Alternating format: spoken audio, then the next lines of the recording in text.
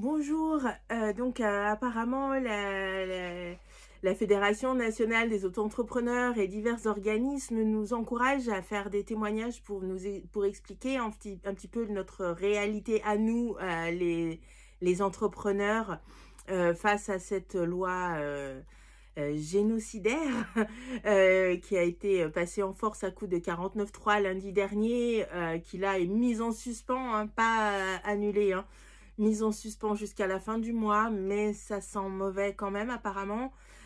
Donc on nous encourage un petit peu à témoigner sur notre quotidien et expliquer l'impact que ça va avoir sur nous. Donc l'impact négatif, voire meurtrier, je pense.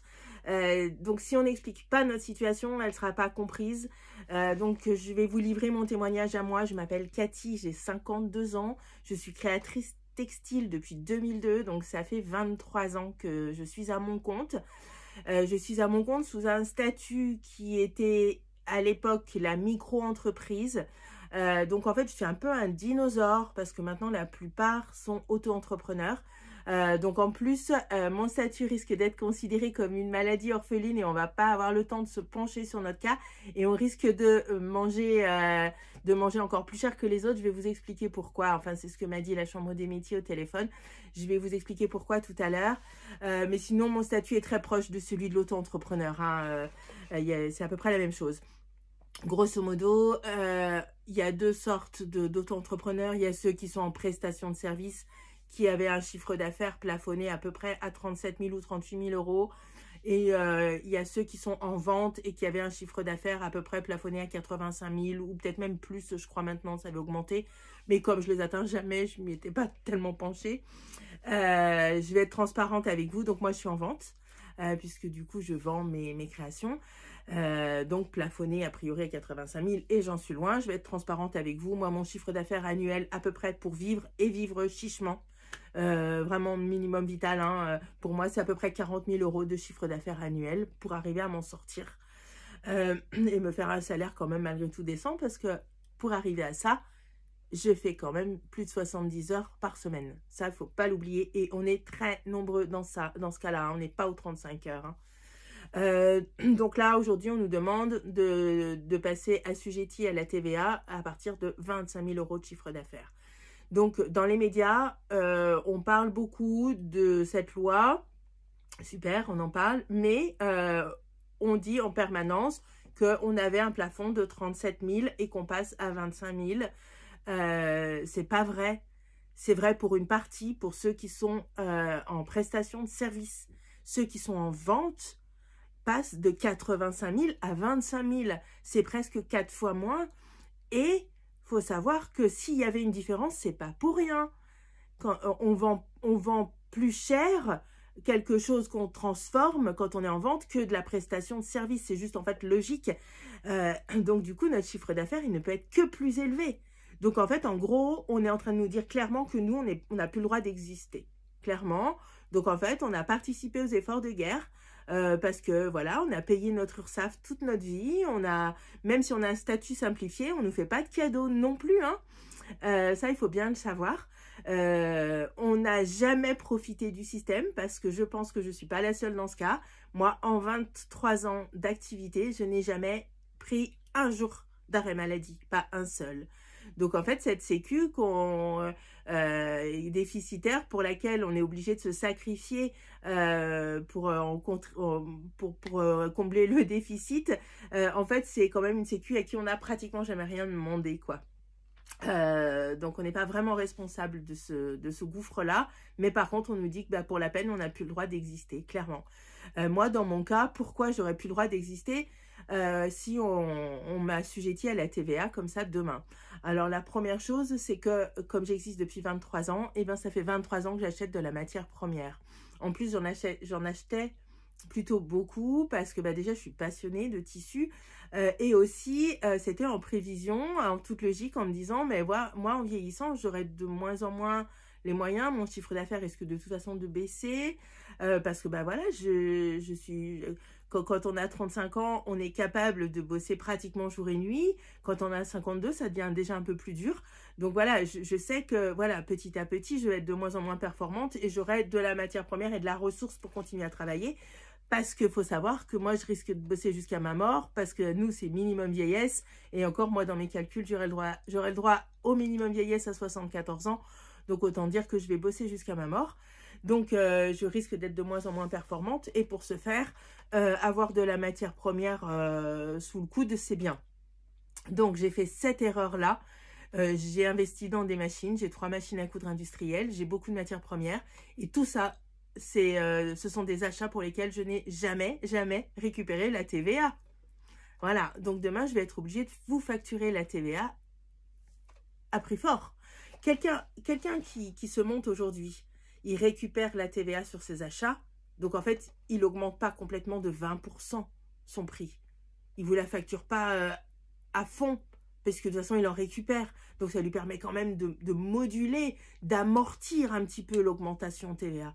Quand on est dans mon cas et qu'on a déjà la matière première, si on veut s'en sortir, la TVA qu'on va me demander, va bien falloir que je la prenne quelque part, donc ça va être sur mes clients. Mes clients, si je leur rajoute 20% sur mon travail, ils vont disparaître. Donc du coup, je vais disparaître. Qui va pouvoir accepter une telle augmentation, sachant que pour tout le monde aujourd'hui, le pouvoir d'achat a considérablement baissé et que déjà, nous, nos clients se font de plus en plus rares. Donc là, en fait, on nous met dans les mains toutes les cartes pour perdre définitivement nos clients. Ou alors, on a la solution de ne pas augmenter de 20%. Mais du coup, on va faire du bénévolat, quoi. Donc là, ça va être pitoyable. Et puis voilà, on va se retrouver avec énormément de paperasse à faire. Donc ça va être peut-être un jour par semaine à sacrifier sur la logistique et l'administratif. Et on enlève encore du temps de travail, ou alors on va le récupérer la nuit, ou alors tout simplement ça va être plus simple. Si on passe notre temps à faire les paperasses, on n'aura plus le temps de coudre, on n'aura plus le temps de coudre, on sera en dessous de moins de 25 000. Et ça sera parfait du coup. Voilà, à savoir qu'à moins de 25 000 euros de chiffre d'affaires annuel, j'ai fait les calculs avec les frais de fonctionnement, ça nous fait à peu près un salaire de 600 euros par mois, en travaillant 70 heures par semaine, bien évidemment. Donc, qui peut vivre avec 600 euros par mois aujourd'hui, en travaillant autant de surcroît? C'est peut-être un petit peu injuste, je sais pas. Voilà, donc du coup, on est dans cette situation-là. Moi, je vais vous parler de mon cas un peu particulier, qui est celui de la micro-entreprise du dinosaure, qui date de 2023. Moi, je suis annualisée. Aujourd'hui, les auto-entrepreneurs, en fait, font une déclaration mensuelle et payent leur charge sociale sur le mois précédent, ou alors trimestrielle, sur le trimestre précédent. Donc, ils sont pratiquement en temps réel sur une réalité. Que moi, je fais une déclaration annuelle le mois de mai, en même temps que ma déclaration d'impôt, je déclare mon URSSAF, je déclare pour mon URSSAF sur mon chiffre d'affaires de l'année précédente. Donc, je paye mes cotisations sociales calculées sur mon chiffre d'affaires de l'année précédente. Donc là, ça veut dire qu'en fait, au mois de mai, en fait, là, l'auto-entrepreneur aujourd'hui qui est mensualisé pour cette transition-là, en fait, il va faire sa déclaration tous les mois et quand il aura à peu près à la moitié de l'année 2025, peut-être dépassé ses 25 000 euros de chiffre d'affaires, clac, il va être assujetti à la TVA. Quelqu'un qui est dans mon cas, qui fait une déclaration annuelle sur son chiffre d'affaires de l'année d'avant, en fait, il n'y a pas de solution pour l'instant. Et comme on est peu nombreux, on va être une maladie orpheline. Donc, a priori, ce qui va se passer, c'est que moi, quand je vais faire ma déclaration de chiffre d'affaires au mois de mai, je vais déclarer mon chiffre d'affaires en 2024. Donc, du coup, je vais être tout de suite assujettie à la TVA. Je vais payer une TVA sur une année, en fait, où je ne savais même pas que cette loi absurde allait être pondue. Je ne savais même pas qu'il fallait que je provisionne ça, que je le récolte, évidemment, parce qu'il ne vient pas de la Lune. Donc, en fait, on va me demander une somme, genre, je crois, 9 000 euros, un truc comme ça, qui va être complètement vertigineux. Une somme que je n'aurai pas. Voilà. Donc, à ajouter bien évidemment aux cotisations sociales et tout le reste, quoi. Donc en fait, nous, on va être dans une situation où on ne récupérera pas la TVA, on devra vous la facturer. Donc soit on prend le risque de vous perdre en tant que client parce qu'on sera vraiment devenu trop cher.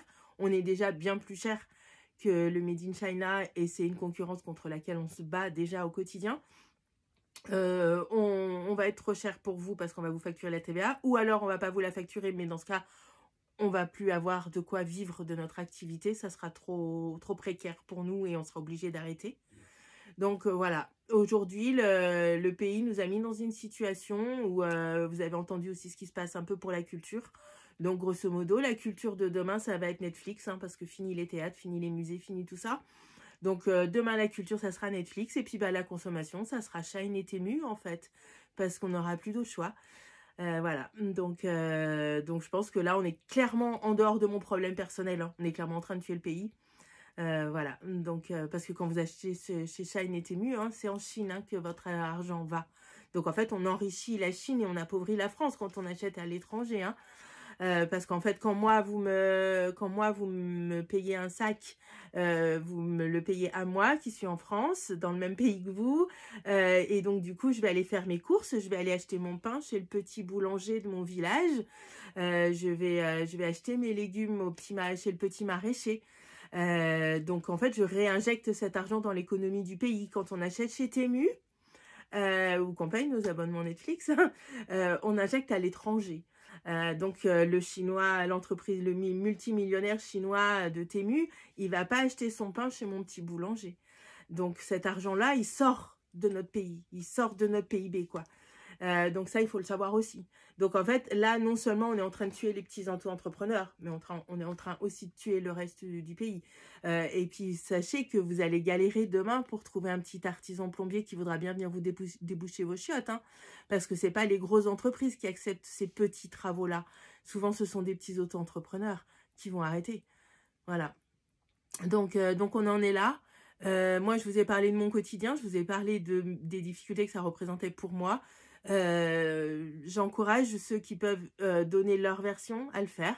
Si ça peut ouvrir les yeux un petit peu à nos décideurs, nos dictateurs, j'allais dire, parce que entre le fait qu'on nous demande, là je m'égare un peu, mais on nous demande d'aller voter et puis après on nous impose autre chose, et puis après le fait de passer des lois en 49.3 maintenant aussi facilement qu'on respire, je commence à trouver ça bizarre, moi, hein, je sais pas vous, mais voilà. Donc on en est là. C'était ma réalité, c'était mon quotidien, c'était la condition dans laquelle je suis actuellement et comment moi je vis cette réforme-là. Voilà, j'espère que ça vous a ouvert les yeux. Merci de m'avoir écouté.